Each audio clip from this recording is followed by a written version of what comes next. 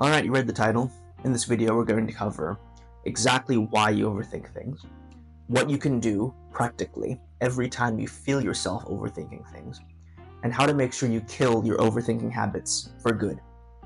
So for starters, why you overthink things? Well, you probably knew this already, but I don't think you knew the full scope of it.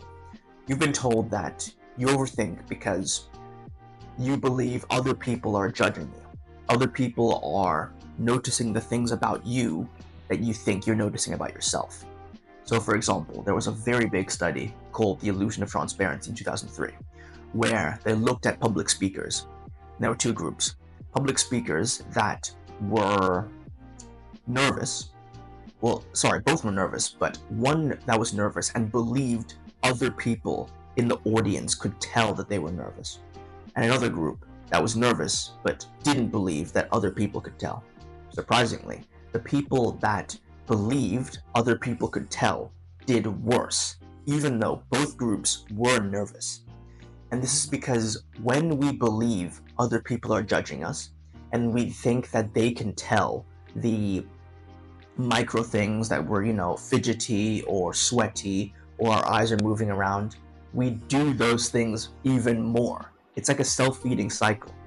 We don't want to look we don't want to look nervous, we don't want to look lame, but that's how we come across because we're so hyper-focused on not looking lame and not looking nervous. So I myself know exactly how this feels like. I remember there were times where I would be speaking to somebody and we were like chatting, and I would notice something about them. I was hyper aware of their like tics, like if they suddenly looked away or if their smile decreased a bit, little things like that. And in my mind, I so thought it was because of me. I did something there, I said something there, and it just made the conversation so awkward, and it eventually ended and they walked away from me, which makes sense because I was an overthinking wreck. Okay, so practically what you can do is when you think that the conversation is going in a way where you're overthinking, and this is going to sound so weird, and you should try this because it's really not as bad as it seems, but try smiling. Like, just start smiling. And because the reason is we think that other people are always paying attention to us, eyeballs are always around us. But I've done this so many times, and I've never once gotten somebody to ask me, why are you smiling? And you'd think, right? If everybody is judging us, if everybody is watching our movements to make sure we don't mess up, they would ask, hey, that guy's smiling. What are you smiling about? Never. Nobody notices it. Why? Because nobody actually notices, and nobody cares. Crazy, right? So how can you stop yourself from actually overthinking when you notice that you're overthinking in a conversation? Well, usually there are some telltale signs. We usually start stuttering, tripping over our words. Maybe we speak a bit faster to fill in some space, and just do weird things. Pardon me. You probably know, like, you can tell when you're overthinking. And it's interesting that the study, another one, it was like cognitive load theory, I believe, that found out that our brains, they can only process so much information at once. And when we overthink, it's like we're splitting our brain in two, focusing on what we need to be doing and focusing on being present in the conversation. And our brain simply is not built for those two things. So we often end up almost scrambling our minds. It's kind of like, you know how when you open a bunch of tabs on a computer and it starts loading and slowing down? That's what you're doing to your brain when you're overthinking. You're causing it to not operate at its best. So in practicality, what I think you should do is relegate your responses, your sentences, to just 5 words.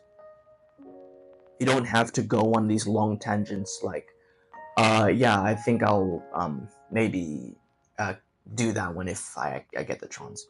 No, I'll do it. Or I won't do it. That's it. This is concise, clear, And honestly, people respect you for being so clear and concise.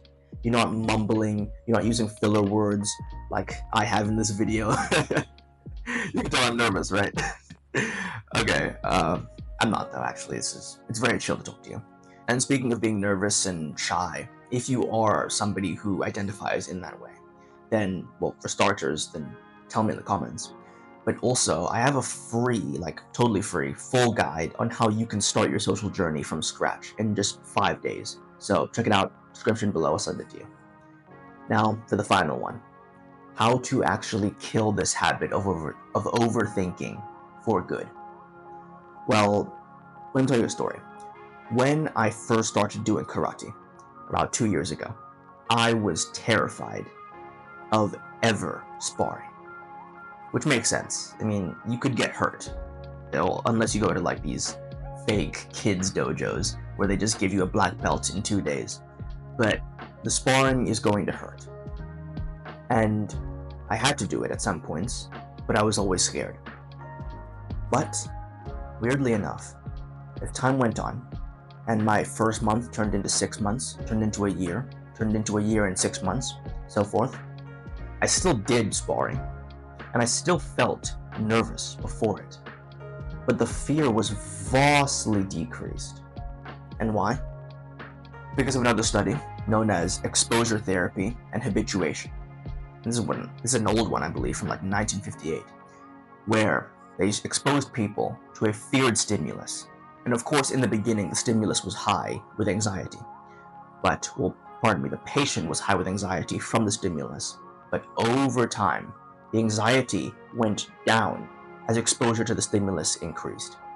We can do the exact same thing with social interactions.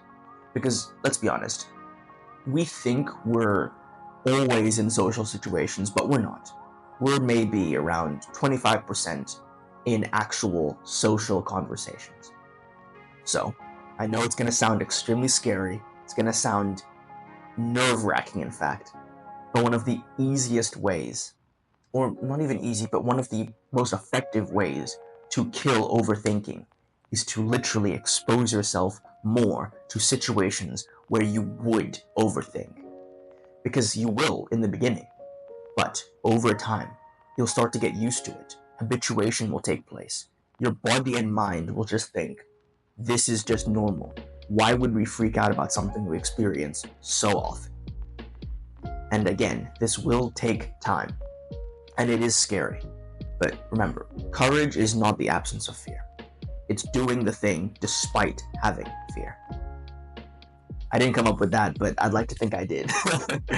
So, overall, we've covered why you overthink, which is because, you believe that other people are always judging you. Illusion of transparency. How you can solve this is by, well, realizing this for a fact, repeating it in your mind, but also smiling when you think about it, because you know people aren't going to respond. And if for some reason someone does, then, pardon me, then it won't be anything crazy. They're not going to be upset that you're smiling. Like, that only happens in anime. And second, we talked about what to do when you feel yourself overthinking in the exact situation, which is to make the sentences you're saying shorter. Because remember, your cognitive load cannot handle multiple stimuluses. That's not a word, stimuli. And thirdly, how to kill this habit for good is, in fact, to do it more often. Remember, habituation, exposure therapy, it helps to decrease the fear you feel when you do it. You may still feel it, but it will be vastly decreased. So, I hope you found this helpful, and I'll see you later. Remember, take action, learn from failure.